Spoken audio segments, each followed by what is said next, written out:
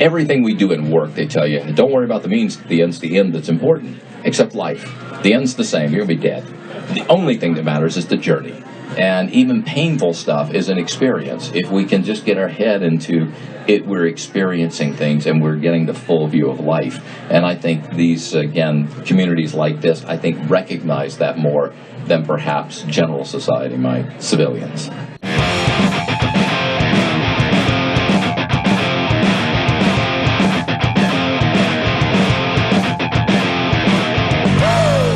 Welcome to MTMS, the podcast, the only show where the host volunteers information that will one day get him killed.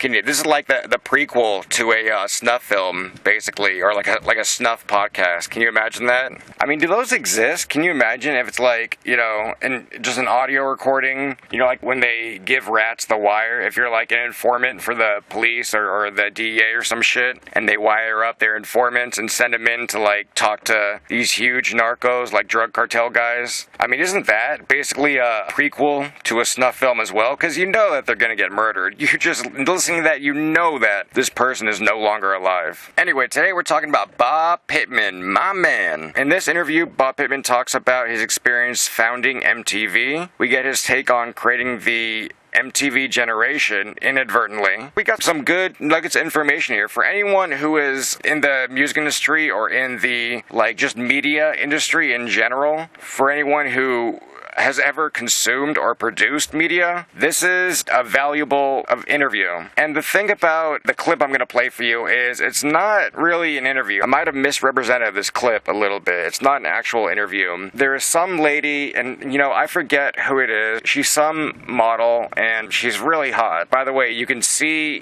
the video for this one on my website, just like the rest of them. Anyway, I'm going to get some interviews with new artists coming up. Some people have actually been really interested in this podcast since it started. Some people have been really fucking terrified as well, and rightfully so. So anyway, I'm going to get some popular musicians on the show. We're going to do some new interviews that aren't 5 years old. So that'll be fun and interesting. If there's a certain artist you want to hear from, if there's a certain musician that you want to see on the show, just, leave a comment, name drop me, and I got the hookup up until the point where, I catch a lawsuit for this podcast, which is inevitable. I know it's coming, but, who knows? I might not live to see the end of the year anyway, so whatever. But anyway, if you want to see a specific musician on the show, just leave a comment and we'll get that set up.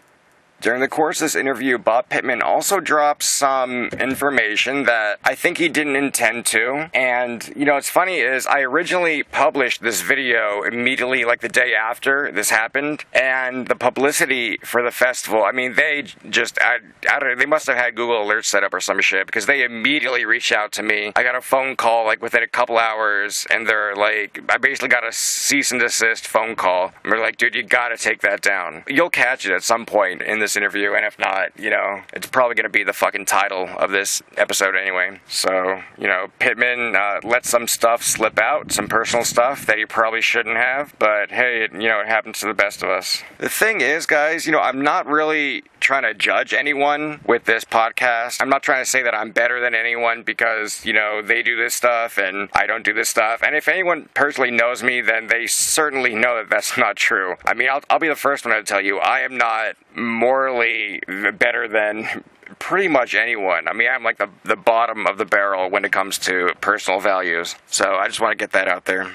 So yeah, Further Future, like I mentioned before, Further Future was a music festival that took place in Las Vegas, Nevada. This one was from 2016. It was the second music festival of its kind, and I think the last, actually, which is really fucking sad because it was definitely the most fun and unique music festival I've ever been to in terms of, the presentation of the shit they did. Because it wasn't just, musicians performing or whatever. They also had a lot of classes you could take, a lot lot of seminars, but I mean, it was all about the speakers. They booked some solid speakers. They booked some solid experiences for people. I mean, it was like a full-on interactive, just a fun little event. There was some drama the production company got caught up in, and real quickly, I'll explain what happened. Is Further Future, if you ever Google it, or if you've ever been there or anything, a lot of people call it Burning Man for billionaires, which is a stupid fucking name to begin with. But in any case, I think the reason for that is because they didn't really, I don't think they actually allowed people to come in with their own tents and, like, you know, set up a little homeless camp, or, like, you know,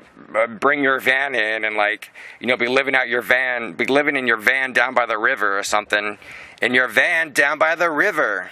Anyway, that was a terrible Chris Farley. He's rolling in his grave somewhere for that. He's gonna come and haunt the fuck out of me. So anyway, Further Future was actually started by one of the biggest camps at Burning Man. I think it was like Radio Heart or some shit. So anyway, this production company is one of the biggest camps at Burning Man. And if you've never been to Burning Man before, what it is basically, you know, it's like a music festival, but, you know, people just camp together and they have their own little, like, neighborhoods or communities. So anyway, you know, this production company, they're a well-known name at Burning Man, and they get this idea that they're gonna start their own music festival outside of Burning Man. The reason this was a problem for a lot of people is one of the ethos at Burning Man is you're not supposed to take the things that you acquired at Burning Man, be it like physical items or ideas or anything like that.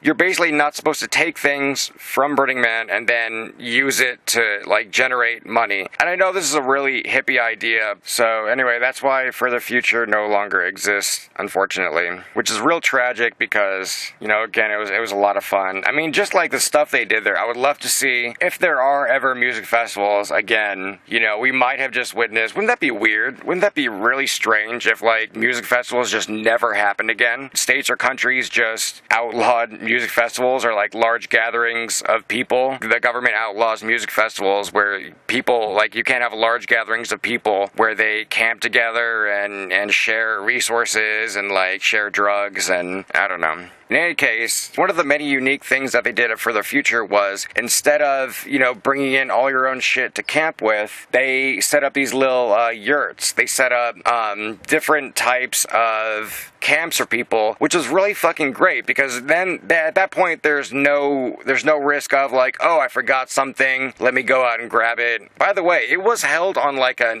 Indian burial ground. Like, that was one of the big things that they promoted about it, that, yeah, come to this music festival, it's held on an Indian burial ground. Like, what the fuck? Actually, come to think of it, that might be exactly why it doesn't happen anymore, because the producers are getting haunted by some fucking Indian ghost or some shit. Indian tomahawks and Indian bows and arrows and shit. Anyway, it was held, you know, in north of Vegas, maybe, like, you know, just like less than an hour out there, literally in the middle of nowhere. And at the time, this is actually pretty funny, at the time I was driving a motorcycle when I lived in Las Vegas, and so I had to take my motorcycle, and it had just rained. After the first day of Further Future, it rained. If you ever seen it rain in the desert, I mean, it's like a monsoon. The entire fucking outskirts of the desert is just covered in mud, and, you know, the roads are all slick and slippery because they rarely ever get rain, so it's pretty fucking bad. Anyway, it's sketchy as fuck. I'm driving out there with my motorcycle, literally out into the middle of nowhere. At some point, the paved asphalt road just stops and you're just driving on dirt. And so I'm driving on this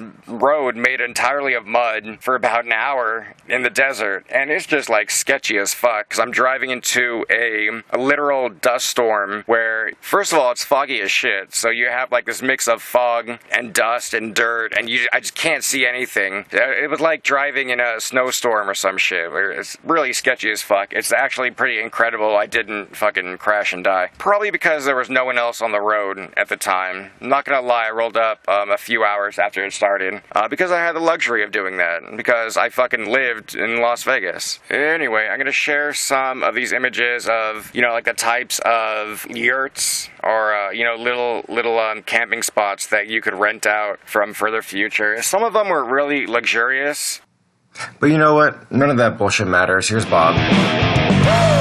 Problem probably, like most people, what turns me on is curiosity, finding things that I've never seen before, people I've never met before, music I've never heard before, just exploring. And if someone long ago, I'm 60, you guys are young people, I'm 63 this year, told me, regrets in life are not what you do, they're what you don't do. That if you do something you don't like, don't do it anymore. But if you never do it, you can't go back and capture it. And so I think, as you sort of go through all these experiences, the worst thing you're going to have is a bad time. The best thing you're going to do is have an epiphany. And I think most of life is about insights and epiphanies. And even at work, I preach to our people, we spend all of our time doing process, but really the only thing that really adds value are epiphanies and insights. So we should be in constant search of that. And you get epiphanies in the strangest places, related, it's seemingly unrelated parts of your life. So mine is just this journey. I just want to see, feel, meet, discuss, hear. And there's always something wonderful that comes out of it. And I want to make sure when I'm on my deathbed that I'm not loaded with regrets of things I didn't try. That's right.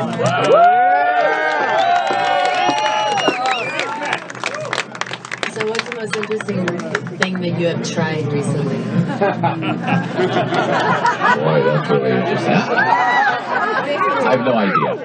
They come in small doses, and to me, every one of them is important to just look, smell, experience. So is it that curiosity and the desire to experience what sort of drove you from one career to the next and one place to the next, or when was it the time you're like, it's time to move on? Yeah, it's. I think my career has been more of meteors hitting me on the head. They're just things that just something happens which opens a door to something else. And when I was younger, I would get very discouraged because, God, that thing I wanted so badly, I didn't get. And then a few years later, I say, oh my God, I'm so glad that didn't happen because it opened up this door, and that door was so much more interesting than what was behind that door. And, if you think about when I did MTV, there were no cable networks. So it's not something I could have dreamed of because it didn't exist. Or when I was at AOL, there were some proprietary computer networks, but I went there about the time right after Mark Andreessen had written the Netscape browser, and it really opened up the internet for real consumers. And I was on the board of AOL first, and we actually had a couple of board meetings where people sort of said, well, should we embrace the internet or fight it? Now, the two other companies that did, CompuServe and Prodigy, fought it. We embraced it, but embraced it means we had all these channels that were news and sports, and internet was a channel. Who knew? By the way, the internet was at that time so slow that actually we had an advantage over dial-up because of the way we used the proprietary language Rainman to make things render. But I couldn't have dreamed to be in the internet. It just was there. It looked interesting at the time. And I said, yeah, well, that's sure. Let's go experience that.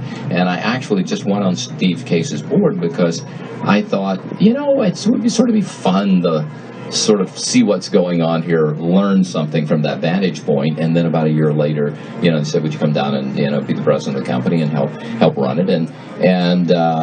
And I said, yeah, and I came for like 10% of the money I've been making for years in current income. I just sort of came for the experience. I said, I'm really going to go stay like a year, and I'm only going to work 3 or 4 days a week, and I'm not going to buy a house in Virginia. I don't live in Virginia. And then, I wound up staying 7 years, and, that's the way things happen in life. And I think it's about just opening yourself up to new experiences, and when the meteor hits you in the head, pay attention. When's the last time the meteor hit you in the head?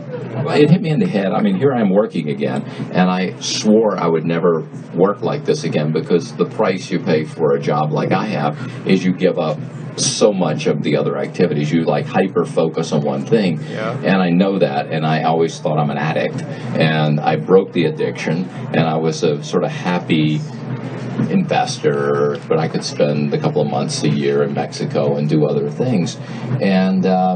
And I touched the heroin again. And I looked at this thing that was then Clear Channel, and I looked, and radio was so out of favor. No one was thinking anything about sound or audio or whatever.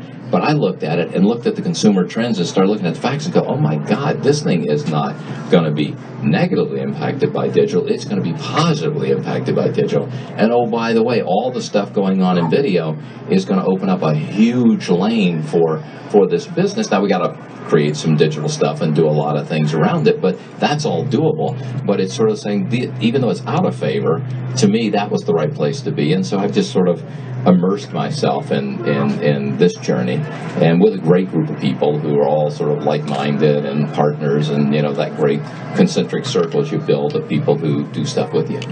So before we go to audio and the invisible interface, which I think is really interesting because, as you said, radio, which is the original invisible interface, is now sound designers and audio designers, especially that are focused on AI. We're all focused on that now, but I want to go back to MTV because I was a kid from the MTV generation. What happened to MTV? What do you mean? You mean dropping music? You mean dropping music from the name? That's a problem.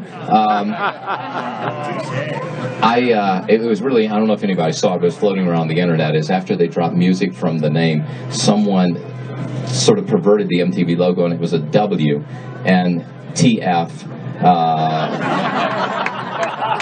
happened to the music. And I thought that was pretty brilliant. I don't know. It's interesting. I think every business has to evolve. Yeah. I think the worst thing is not evolving. Yeah. So I'm not going to say, look, that's not the path I would have picked, but hey, it's a path. And when I was there, we had some real conscious, deliberate decisions about, should we be the voice of young America, or should we grow old with this audience? The two choices we had. And we made the decision to be the voice of young America, but what that meant we had to do, so we had to stop doing things that were very successful. Deliberately stop doing them, otherwise we'd look like your older brother or sister's channel, not like your channel. And so we had to go through this thing, and it was like, okay guys, we're going to have to make change a constant here, as opposed to we're going to change it, get it right, and then go, wow, we got through that. It's just every day is changing. Whatever we're doing, it's disposable. Get ready to throw it out, and it's got to be replaced by an even more brilliant idea, an even more creative idea, and something that looks and smells like it's something different. And so I haven't paid a lot of attention, and again, I don't know why, how, but they did evolve, and I think for many years they evolved in, I think, a wonderful way. Tom Freston, who had been, on the original team there with me, and Judy McGrath, who came over from Condé Nast as our writer originally. We have a writer on MTV. I think did a magnificent job with it, but I think, people after it had another ethos. So when you weren't intentionally making amazing decisions, what was the most significant error you've ever made? It's funny. People ask in interviews, so what's the biggest mistake you've made? I don't even remember mistakes, because to me it's just, they're just steps.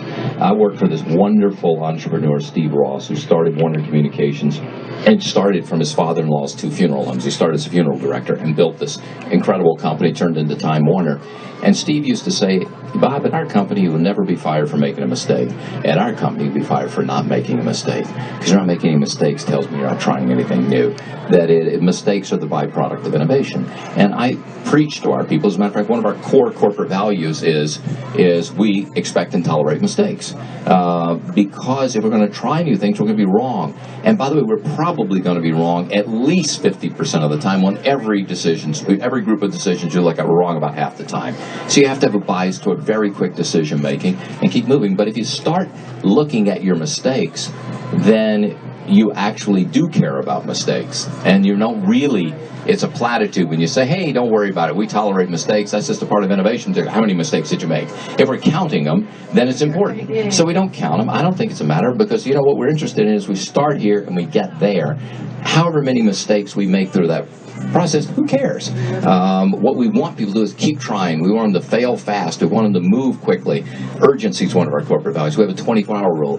No matter what you say, if it's I'm going to build a whole new thing that obviously is going to take 2 years, we start with, can you do it in 24 hours? And then we negotiate off 24 hours. And it keeps us from having to drag people forward, but it makes them justify pushing it out, that everything is better done sooner. And so part of that is mistakes. Go ahead and fail quickly. Did you make a mistake? And at our place, if you say, oh, geez, that was the wrong decision, it's like blew up, and go, okay, what are you going to do now?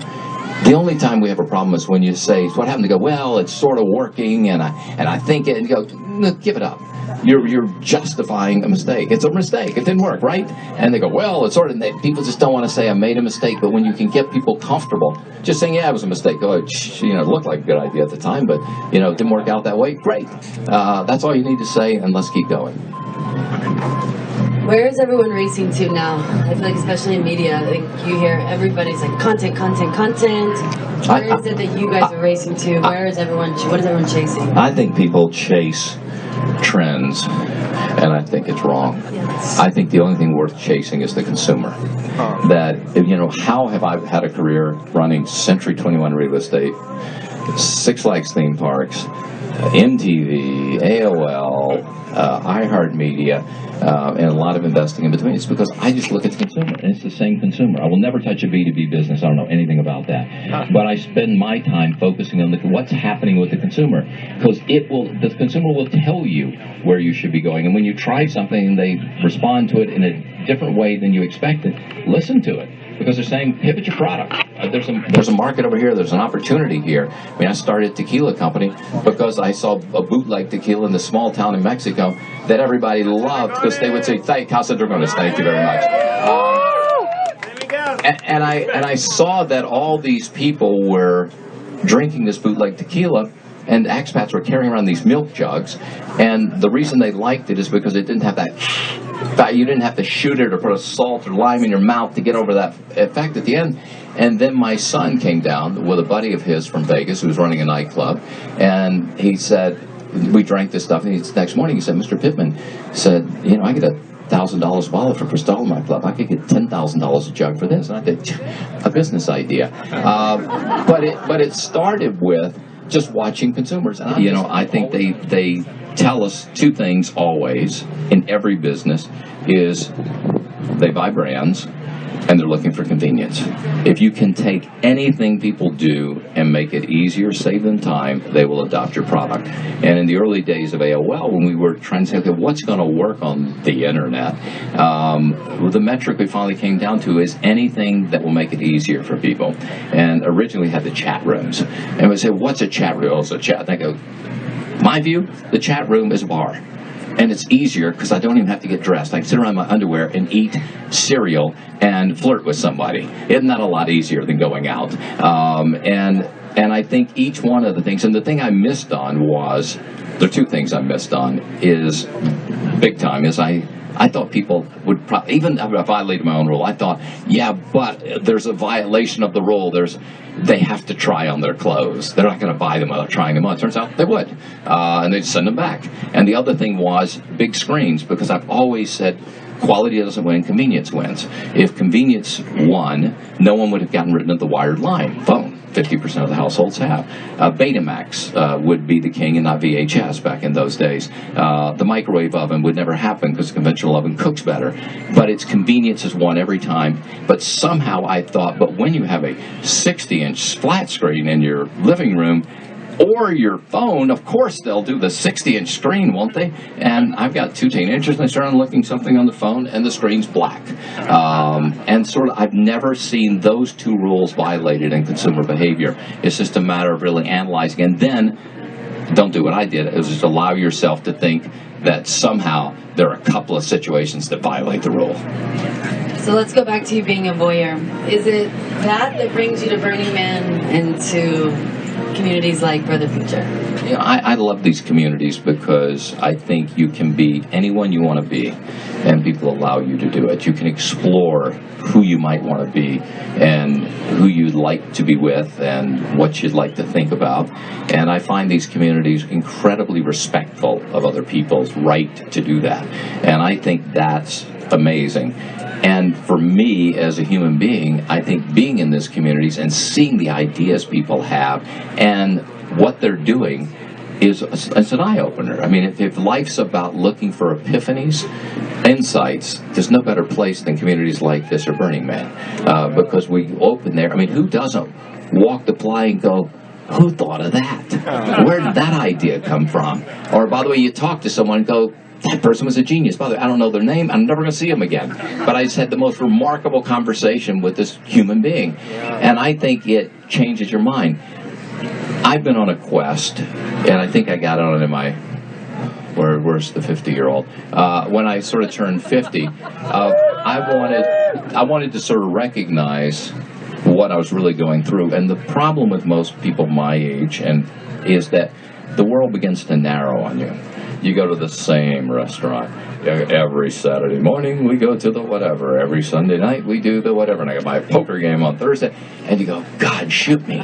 How can I go places that continue to open the blinders and open the view of the world? And I think these communities, Burning Man here, this group of people, it's a group of people who will help you keep the blinders off and will constantly give you an idea that goes, shit, what was I thinking about? That's amazing. And I think that's the stuff that nourishes the soul. And by the way, it makes us human beings. I mean, if you think about life,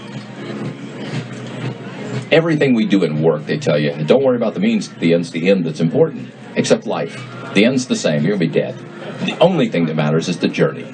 And even painful stuff is an experience. If we can just get our head into it, we're experiencing things and we're getting the full view of life. And I think these, again, communities like this, I think recognize that more than perhaps general society might, civilians.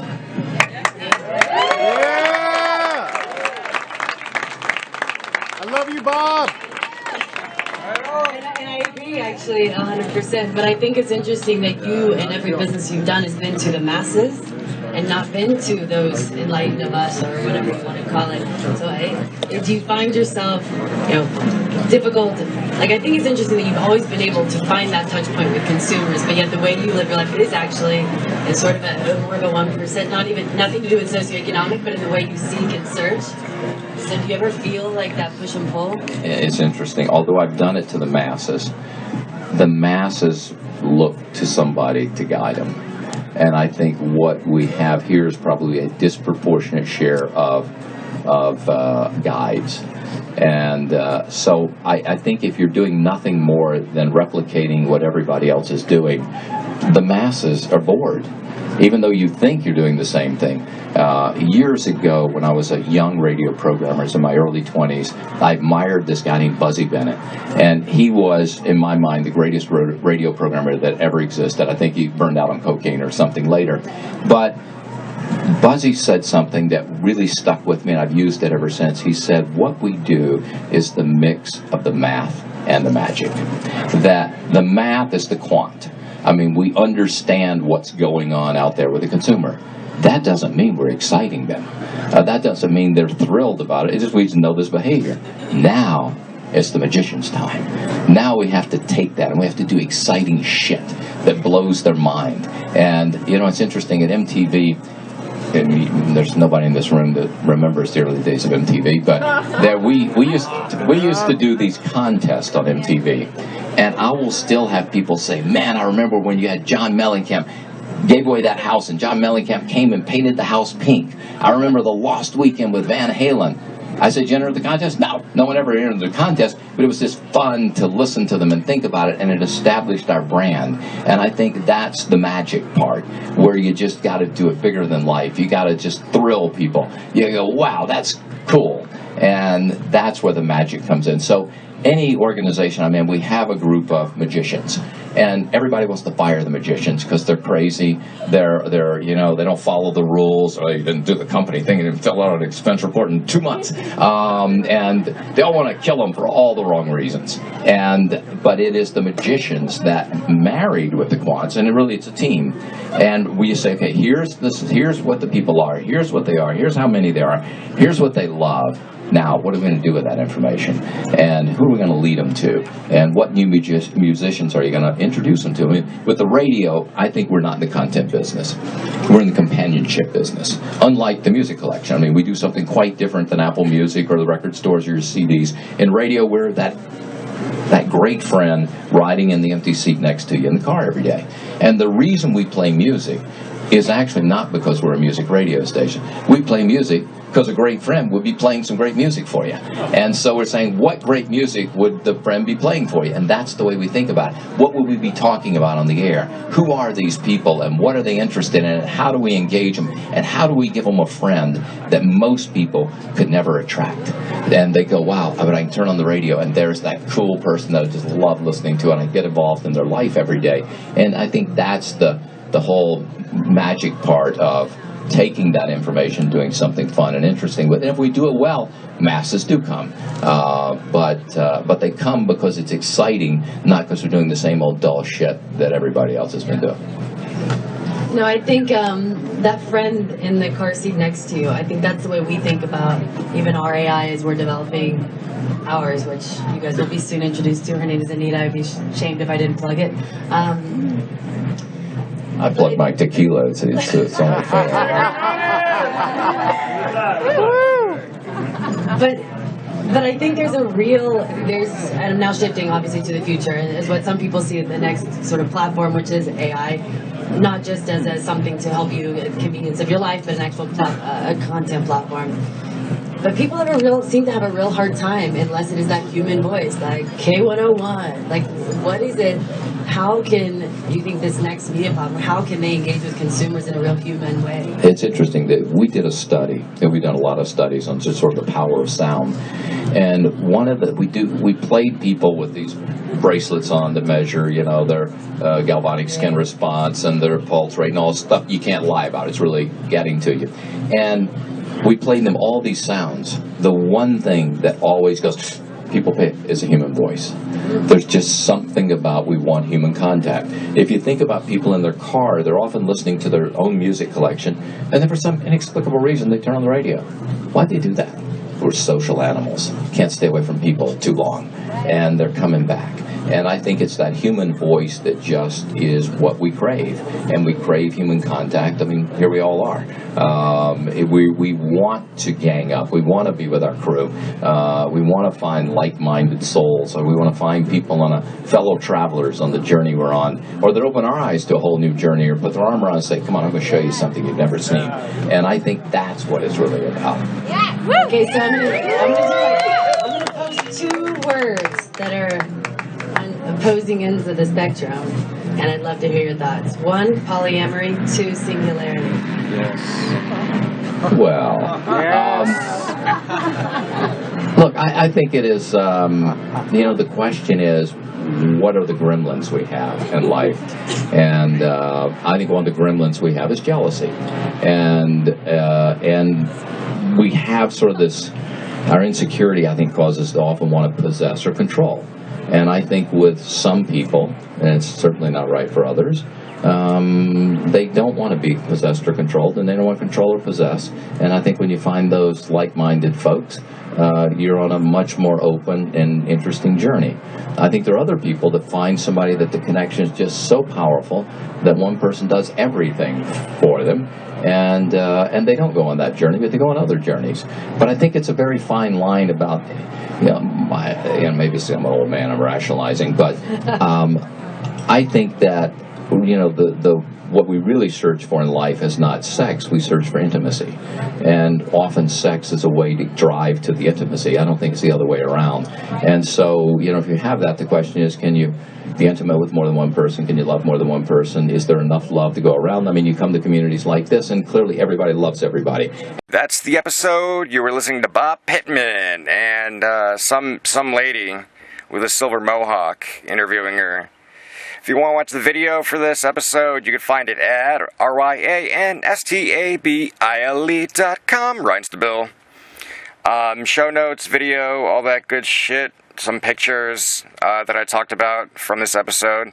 Real quick, I want to invite everyone to share their personal favorite concert or music festival stories that have happened to you. If you have a crazy story, about something you did or experienced, or maybe you ran into a musician or something at a concert or music festival, then hit me up, drop me a line. You can reach me at info at ryanstabil.com, just like the name of my website. So if you have a funny story about something, I already talked about that. Thank you for listening, y'all, and stay safe. It's Ryan Stabile signing off.